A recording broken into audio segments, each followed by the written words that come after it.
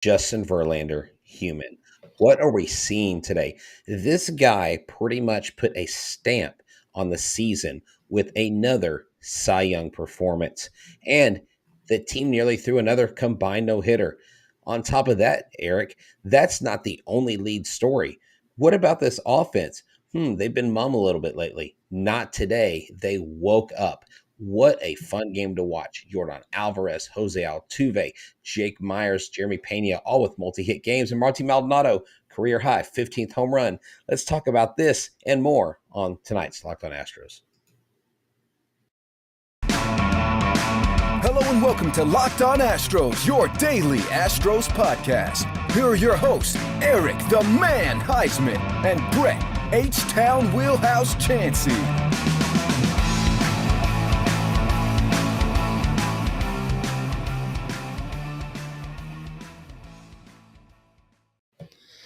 We are Locked On Houston Astros, and we hope that you join us for a. Everybody's talking about Will Smith, but we hope that you join us for a daily Locked On Astros podcast. My name is Eric Huysman. You can find me on Twitter at Eric Talks Astros. Find the show at Locked On Astros, your team every day. Brett, where can they find you at? They can find me at H-Town Wheelhouse on Twitter, Instagram, and TikTok. They can find me at Stros411 on Twitter, Instagram, and Facebook. Always positive. Positive I would not have put Will Smith in. Always Stros. All right, today's episode is brought to you. Today's episode of Locked On Astros is sponsored by SimpliSafe Home Security with Fast Protect technology exclusively from SimpliSafe. 24/7 monitoring agents capture evidence to accurately verify a threat faster for police response. There's no safe like SimpliSafe. Visit simplisafe.com/Locked On MLB to learn more today.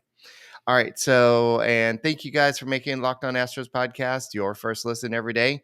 Whether it's on YouTube, go and keep on subscribing. And the playoffs are coming up, and we have a couple things that we're going to go ahead and try to do using YouTube. So you can't do that if you're not subscribed to us on YouTube. And go and do the notification so you'll get notified when we do stuff on YouTube.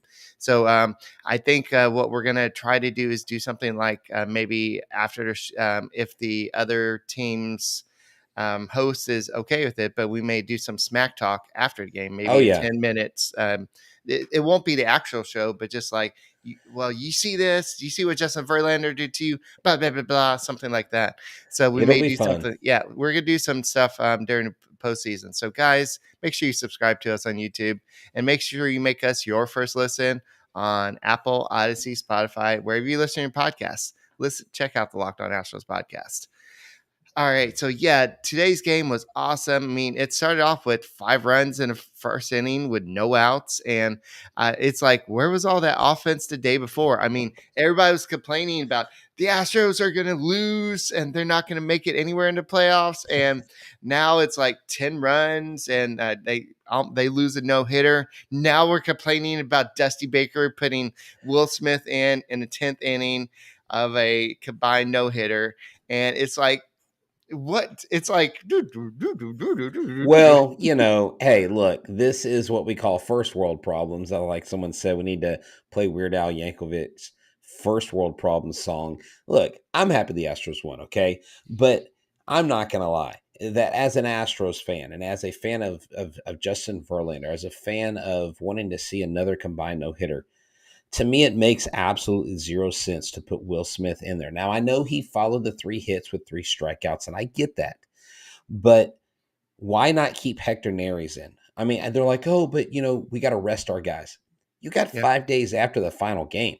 Rest your guys. Give me a freaking break. I'm sorry. The boos in the stadium were not for Will Smith. They were actually for Dusty Baker. And Dusty Baker, again, he takes it on the chin. He's a manager, so anything that goes wrong, he gets blamed for. Anything that goes right, he never gets credit. That's just kind of the life of a manager, especially someone like Dusty, who still has hanging over his head that he hasn't won a World Series. So people take all those things in their thought processes, Eric, and they go, I'm sitting there thinking, why the heck is he out there? Not because, yes, because I don't really trust Will Smith right now, but mainly because I wanted to see a combined no-hitter with Justin Verlander, his last outing, being as dominant as he was. And you mentioned about how did the Astros take off today versus yesterday. Well, yesterday they were playing against Aaron Nola, one of the better pitchers in the National League. And today they were playing against Suarez, who's not bad. He is 10-7 on the year, but in 3 innings he gave up 7 hits, 6 earned runs. So you had a bit of a lesser pitcher on the mound. We have seen how the Astros offense comes to these lesser pitchers and makes them look like Cy Young winners. Tonight they didn't do that. And like we talked about last night, who would we rather face? It's been decided, Eric. The Mariners and the Blue Jays are going to be the wild card matchup for the 3 games in Toronto. So we will play the winner of that series Tuesday, October 11th in Houston. It will be George Springer or it will be Julio Rodriguez.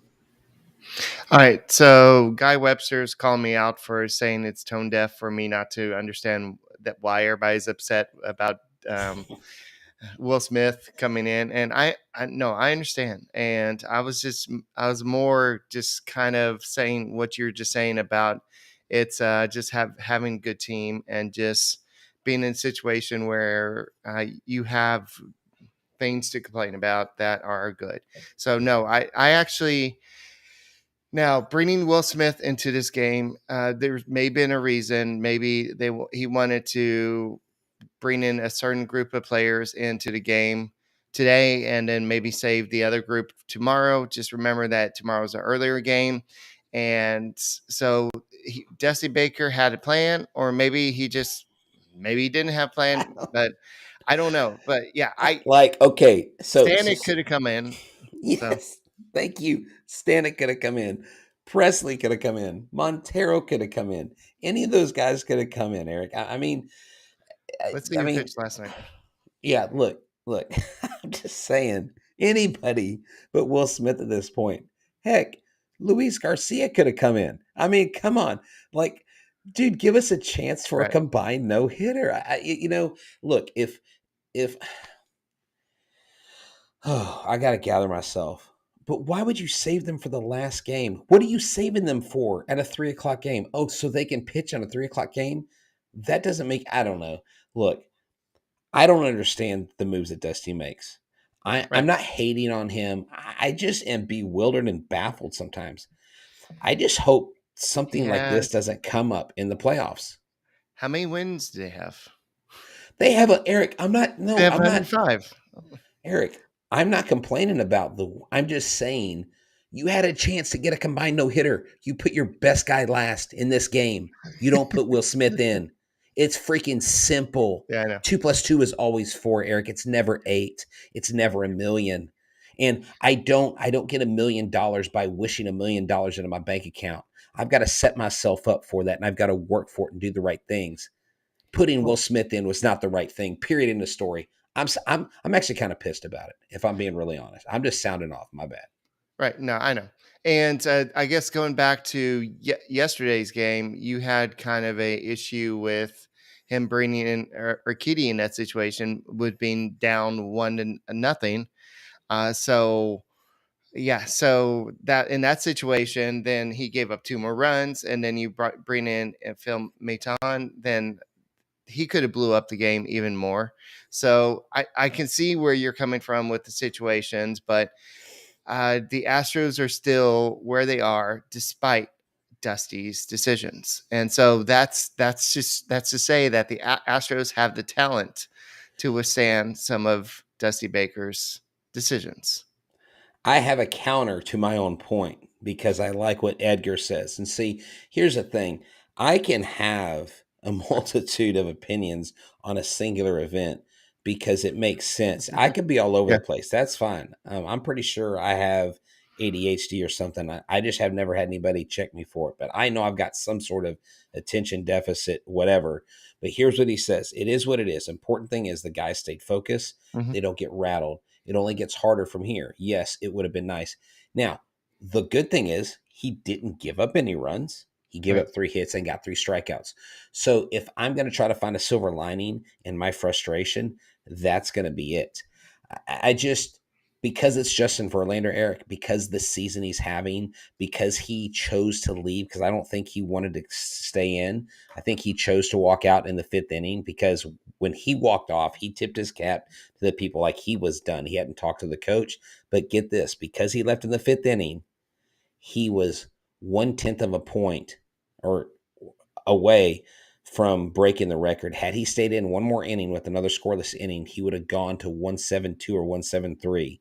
The all-time in the wild card era sub 2 ERA best seasons. Pedro Martinez in 2000, 1.74. Justin Verlander finishes 2022 with 1.75. Third place, Blake Snell in 2018 with 1.89. So those are the only three guys in the wild card era who have a sub 2 ERA, and Justin Verlander was that close to breaking that record. That's pretty impressive, and so that's pretty cool. But we'll talk a little bit more about Verlander in a second. But it's just cool to have him as a security blanket in playoff for Game 1 of playoffs. It's kind of like having SimpliSafe to kind of keep your family safe. Yeah, exactly. The numbers don't lie. Over the last decade, 4 million people have chosen the SimpliSafe home security to protect their home. You don't earn the trust of that many people without doing something right. At SimpliSafe, your safety is the only thing that matters. To protect you with cutting edge technology, powered by 24/7 professional monitoring agents who always have your back.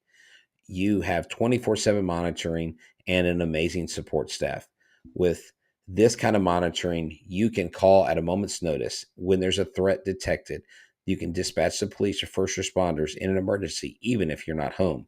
SimpliSafe blankets your home in protection with advanced sensors for every room, window, and door. HD security cameras from inside and outside your home. Smarter ways to detect motion that only alert you when the threat is real. Our monitoring experts use proprietary advanced response technology to visually confirm the break-in is real and that you can get the highest priority police dispatch. So now I need you to customize the perfect system for your home in just a few minutes at simplisafe.com/lockedonmlb. Save 20% on your SimpliSafe security system when you sign up for an interactive monitoring plan and get your first month free. Visit simplisafe.com/lockedonmlb to learn more. There's no safe like SimpliSafe. All right. Speaking of being SimpliSafe, that was just impressive seeing Verlander do what he did today. Then followed him was Hunter Brown. And the thing I liked about Hunter Brown today was he pitched 2 1/3 innings. So I think Dusty Baker was trying to get him kind of used to maybe what if in the playoffs you have to pitch 1 inning back-to-back days? What if we need you for a multi-inning reliever?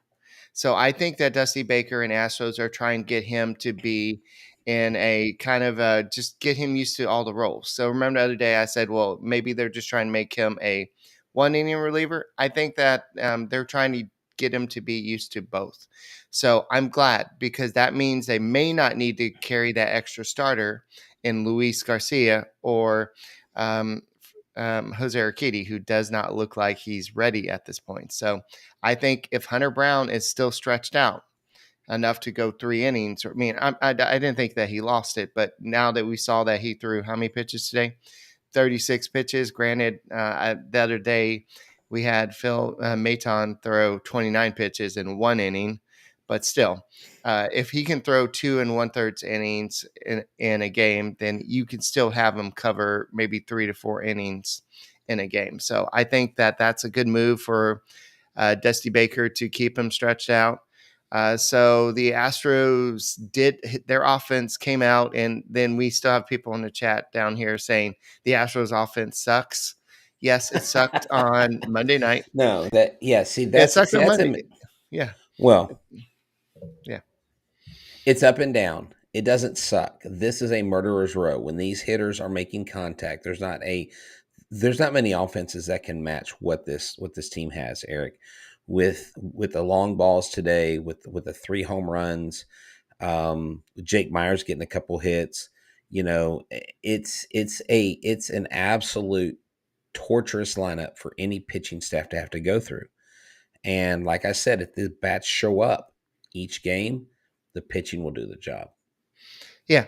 So the Astros did have 17 hits today, after only having it was only 3 hits the day before, or 2 hits, or however many it was. But the Astros did get the job done tonight. And the frustrating thing about the Astros is, yeah, they're going to struggle from time to time, but it's just the offense is there. It's just a matter of some days it's either like Dusty Baker said it. I forgot who it was. They're facing some pitcher, and he said, "Well, sometimes it's them, sometimes it's us. Most of the times it's them. I mean, most times it's us. Most times it's them. This time it was us, or something like that." Trying not to give the pitcher credit, but this time, on Monday night, I think it was Aaron Nola. Aaron Nola just kind of kept the Astros off their toes. The Phillies had a job to get done. They wanted to clinch the playoffs, and now everything kind of switched. Now the real team kind of was like, okay, well, we just want to win. We just want to play good baseball. And so I think that also in this situation, Suarez, he looked like he was throwing batting practice. His pitches were just going straight. He had no control, and he didn't get his first out until after the Astros already scored 5 runs. So I know the Astros jumped on a pitcher who didn't have his best control in this game, but still, you take advantage when somebody is at their best weakness. How Yeah. did the Astros win the 2017 World Series? It wasn't what a lot of people are thinking about. It was the fact that they took advantage of the fact that Yu Darvish was tipping his pitches, and they figured it out. So Yeah. that's what you got to do. So in a playoff series, even against the best pitchers, you got to figure out their weaknesses and take advantage of the weaknesses, and that's what the Astros did in this game. And they had 3 home runs, 2 of them in the first inning. You had Jeremy Pena hit his 22nd home run.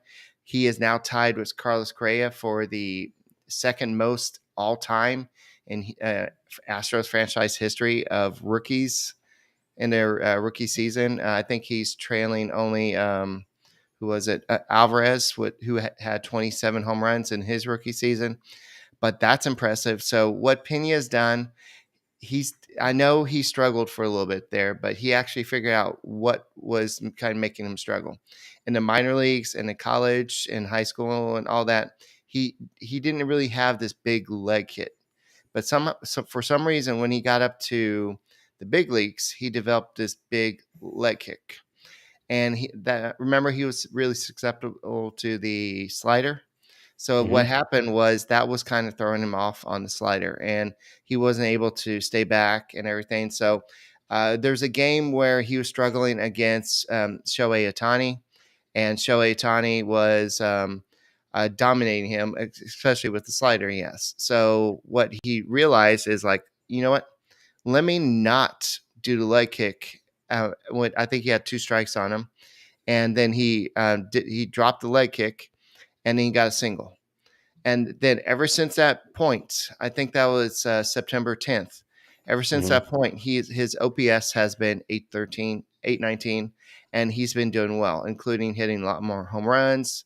Dusty Baker's moved him up to the 2 hole, and Dusty Baker feels confident about him being there. And so just making that little change of taking away something that may be making you susceptible to the off-speed pitches, that's what Yeah. a baseball player's got to do. And when I say making an adjustment once the league figures you out, that's what I mean.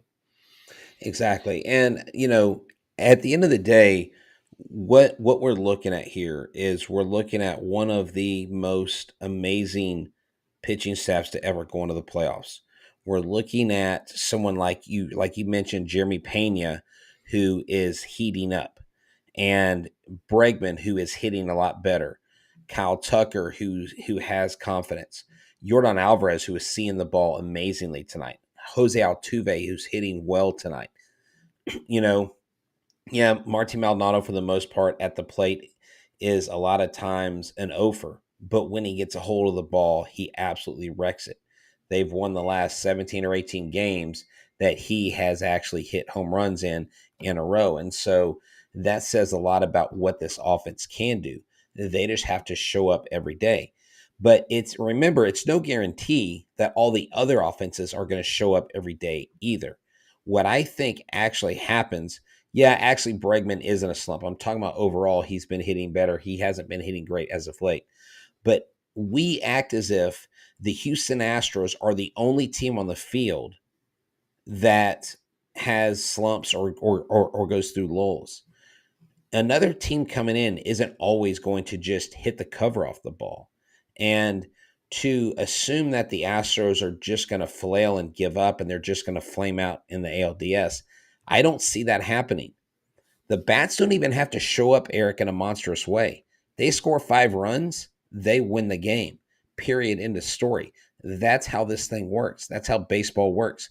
Great pitching defeats good hitting. And the Mariners' strength is not their offense. It's their defense and their pitching. And if your hitters can get to their pitchers, you trump those tools with them. So I'm going to be super positive going on the postseason. I don't see anybody beating us leading into the playoffs. Can it happen? Yes. Anything can happen. It's baseball. But on paper right now, I have all the confidence in the world that this team will show up and show out when it's their time. All right. I think the only thing that's going to hold the Astros back in the playoff is the bats. That's what I'm saying. Yeah. If the offense struggles and during the games, then that's the only thing that's coming back. The pitching is good. The defense is good. The only thing that can be limited is good pitching can hold the Astros down. But we've also seen the Astros take care of a good pitching. I mean, Suarez was a good pitcher all year. The Astros took care of him. They've dominated some good pitchers this year. So it's just a matter of sometimes you're on, sometimes you're not. And the Astros offense, they're sometimes it's so weird just how good they can be and so good, whatever. But Altuve, Altuve, he still has a chance to hit 300. Where is he at right now? He's at 300 right now. So yeah, he's at 300. He's at 300. And yeah, I mean, he went Dusty Baker. Tonight, so. Yeah, Dusty Baker said that he's going to sit him tomorrow. And there you go. That brings up my question: is Dusty Baker doing that on purpose so he can keep that 300? So of how course do you feel he about is. Of course, that's fine with me, dude. A 920 OPS hitting 300. Let the guy have the stats. I mean, this guy of anybody deserves to have his stats padded a little bit by sitting one game. I mean, this is Jose freaking Altuve. He's taken it up the tailpipe for the last 2 or 3 years, dude. He has taken on more vitriol. He's taken on more hatred than anybody. And for no reason, for no good reason. If you're a fan of another team and you boo Altuve, that's on you and your cold, dark heart. You don't understand how great Altuve is for the game of baseball. So that's amazing. Him hitting 300. Yordan Alvarez hitting 300. I would have loved, though, when he had bases loaded earlier for him to hit a grand slam. That would have given him 100 RBI on the season. That would have been neat to see. I just really think that, and you and I need to discuss this. If we're going to call, because I like offensive MVP, I would originally have told you Yordan Alvarez, but Jose Altuve in most categories is having a better year statistically than he had when he won the MVP in 2017. And I think Jose Altuve really is the MVP of this team, offensively speaking. Well, don't forget that Alvarez went through that big slump through, was it August or so through August and the first part of September.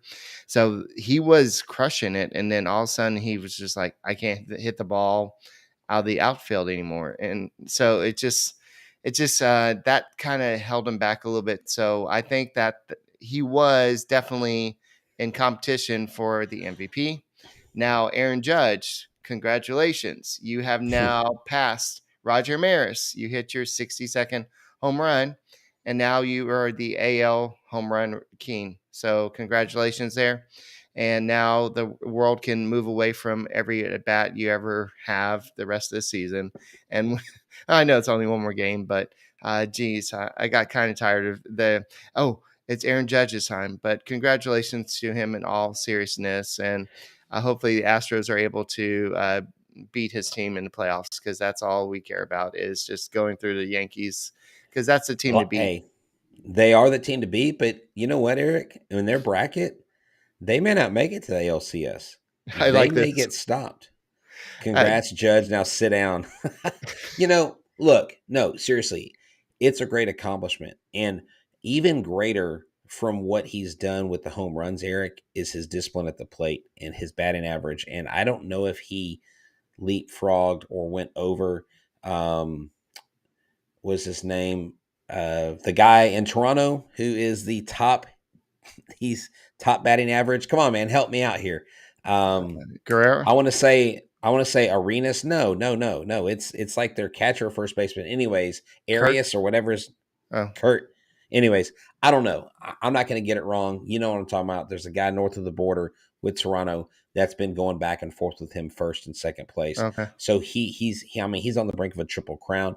What he's done offensively for that team, because Stanton has been an absolute zero all year for them.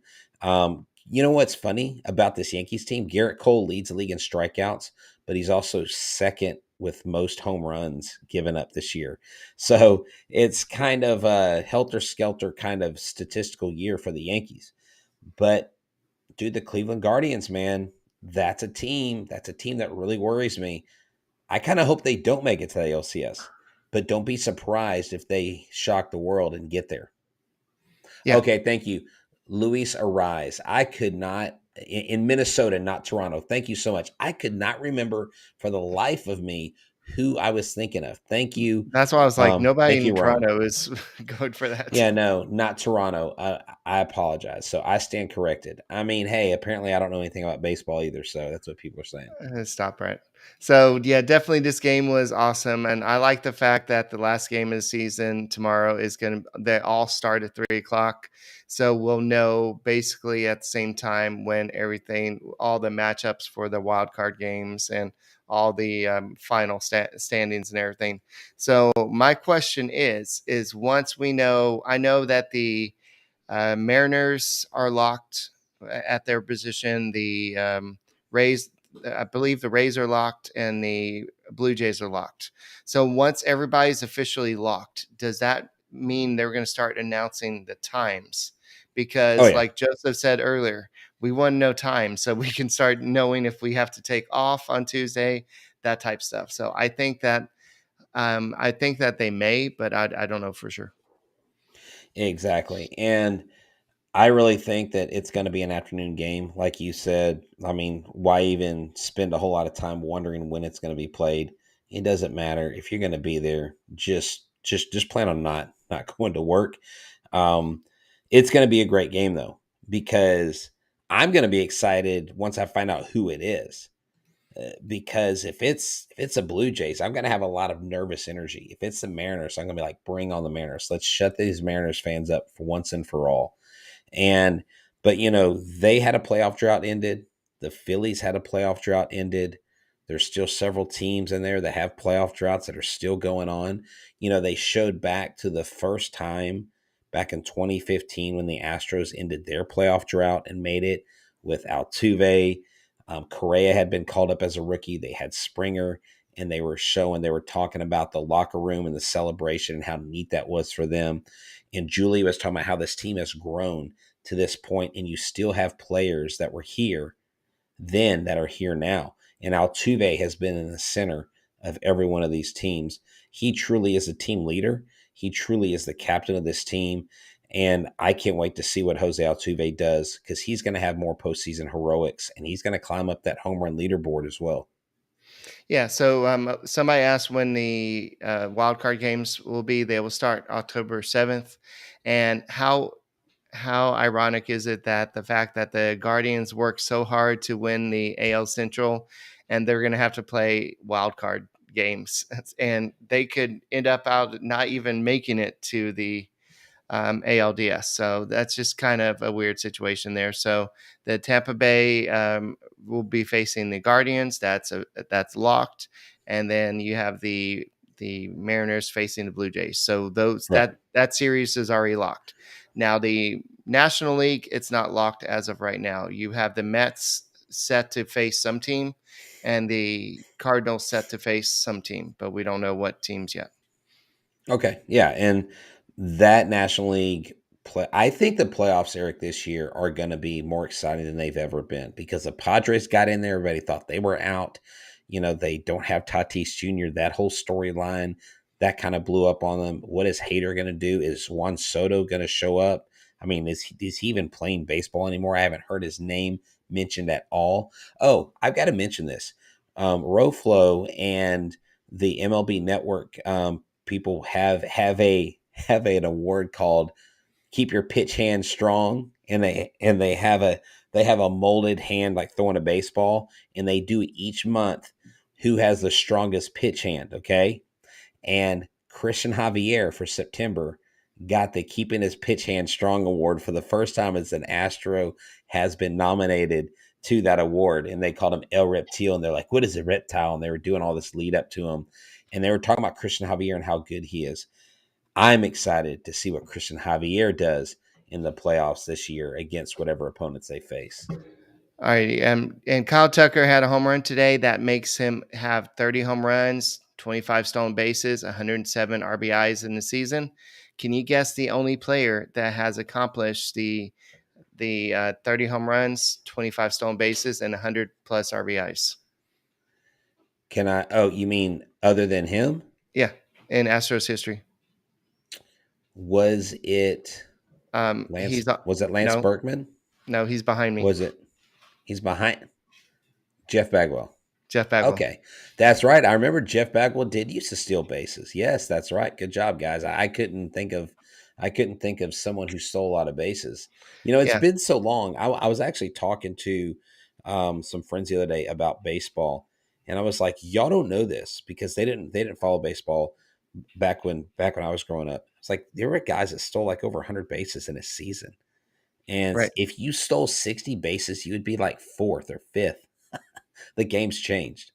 Yeah, he actually did it twice. He did it in 1997 and 1999. So that was before he started having the shoulder issues and his decline started. So, yeah, Bagwell's decline just happened pretty quickly. So, unfortunately, he could have had. I mean, he had a Hall of Fame career, but if it wasn't for the injuries, he could have had great numbers. So that's all. Anything else? What do we got going on for Well, tomorrow? What's our? I'm well, in the wild tomorrow, card series. It's tomorrow's a post game. We'll wrap up the season. We'll put a bow on it. I'll send you some thoughts tomorrow about where we're going to go. We're going to do a couple player features. I'm working on a couple guests next week for the show. Mancini, and I want to talk about this. My finishing thought: Mancini actually hit the ball really well tonight. He just hit it right at people. He was so frustrated, Eric, and you could tell, and it was unbelievable that he didn't get a hit. So Mancini's close. I think he's close. I think he's going to get some key hits. Christian Vasquez got a hit, and it's just it was a key hit that scored an RBI. So I'm anxious to see what role Vasquez plays and if Mancini can catch fire. Yes, and C Plan says that Jeff Bagwell's 1994 season that was cut short by injury and the strike, that was one of his best seasons ever. But yeah, Bagwell is definitely a talented player, and somebody who's a talented player is Jeremy Pena, and he did have some X-rays after getting hit by a foul ball. Fouling the ball off himself, but X-rays were negative apparently, and so everything should be fine. But he probably won't be playing in tomorrow's game, but I'm sure he'll be fine for the playoffs. But definitely, Justin Verlander said that I think I'm probably the least surprised person that I'm here. Everybody wants to ask how amazed you are. To me, I'm not. I know how hard I've worked. I know how good I felt. So most people say, "Are you surprised that you're here?" Yeah, I'm actually surprised. Coming back from Tommy John, I wasn't so sure I was going to do this, and Yeah. I'm really impressed myself. He's like, no, I knew I was going to do it. I mean, I'm Justin freaking Verlander. What else do you want me to do? That's what I do. I wake up and I just come out and throw 5 no-hit innings. And to answer your question, I think that there's a reason for him coming out early. And they said it, that he said there's a cut on his right hand was one reason why he didn't continue pitching tonight. And but they'd already had a discussion about a limited Okay. pitch count. So So he right said hand, do they say his finger or his hand? Because there's a difference between right a cut on hand, your hand. his right hand, Okay, so it wasn't like on his right hand. fingertips. They Okay, good. didn't really say. They just said Okay. right hand. So I wonder oh, how he here it got a is. cut on his right hand. You got it? Justin Verlander said he had a cut on the back of his right hand, and he Oh, didn't want to push it any further after 5 innings. So okay. you're right. He did take himself out. Yeah. So I didn't know why at the time. I just know you could tell he was tipping his hat. He was out. Well, hey guys, that's all we got tonight. Thank y'all for tuning in. Great job, great show, and that's why we bring you along with us, because when we miss the players or hit the holes, you guys help us out, and we're a complete team together. So thank y'all so much for being a part of Locked On Astros Nation. all right, that's all we got. We'll see you tomorrow, and we're ready to start gearing up for a postseason. My name is Eric Huysman. He is Brett Chancey. We are the Locked On Astros podcast, your team every day.